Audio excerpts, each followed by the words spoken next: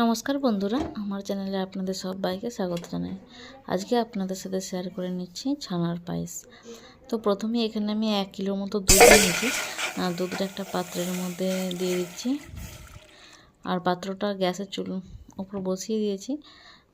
দুধটা একটু ফুটলে অল্প করে ভিনেগার দিয়ে ছানাটা কাটিয়ে নেব। দুধটা এখন ফুটে গেছে, তো এরপর ভিনেগারটা দিয়ে দিচ্ছি।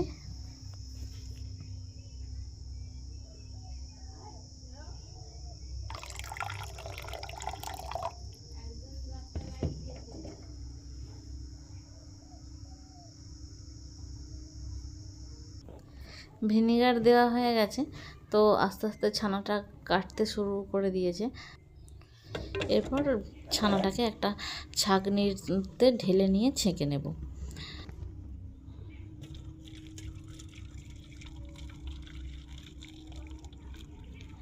ছানাটা ছেঁকে নিয়ে কিছুক্ষণ জল ঝরানোর জন্য ওই ছাঁকনির ওপরই রেখে দেব। আর এদিকে দুধ বসিয়ে দিয়েছি, দুধটা একটু ঘন হতে থাক, আর ততক্ষণে ছানার জলটাও ঝরে যাবে। আমি একটু নেড়ে দিচ্ছি, দুধটা উতলে পড়ে যাচ্ছিলো বলে একটু নেড়ে দিচ্ছি।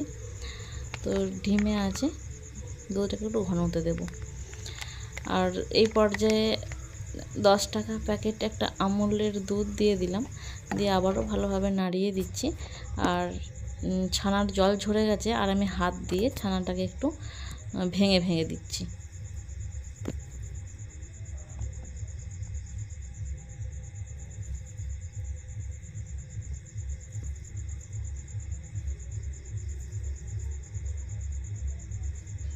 পুরো ছানাটায় 1 কাপ মতো হয়েছে। তো এই যে দেখুন, আর দুধটা অনেকটা ঘন হয়ে এসেছে। আর এই পর্যায়ে ছানাটা দিয়ে দিলাম, আর ভালোভাবে নেড়ে দিচ্ছি যাতে দলা পেকে না যায়, সেজন্য ভালোভাবে নেড়ে দিচ্ছি। তো আর 2 থেকে 3 মিনিট ফুটিয়ে নেব। ফুটিয়ে নিলেই ছানার পায়েস তৈরি হয়ে যাবে। তো মিডিয়াম আঁচে রেখেছি, কিছুক্ষণ ফুটতে থাক, আর আমি ততক্ষণে অনবরত নাড়তে থাকবো যাতে লেগে না যায়। আর এই পর্যায়ে দিয়ে দিলাম পরিমাণ মতো চিনি। চিনিটা অল্প পরিমাণে দিলাম।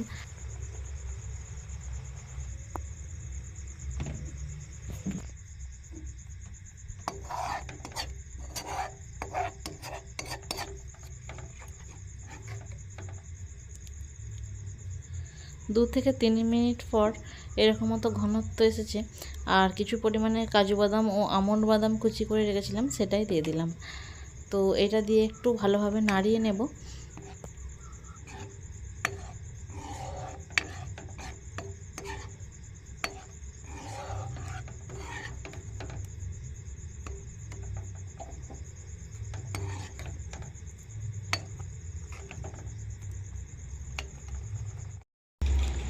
তৈরি হয়ে গেছে ছানার পায়েস।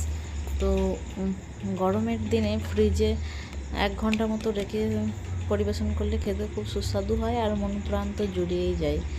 তো আমি একটা পাত্রের মধ্যে তুলে নিচ্ছি পরিবেশন করার জন্য।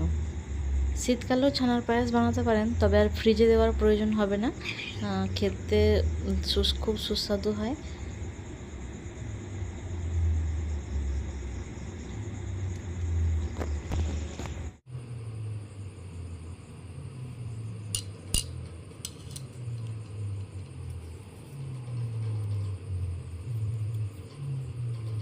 আর চলুন, ভিডিওটা এখানেই শেষ করছি। আপনারা সবাই ভালো থাকবেন।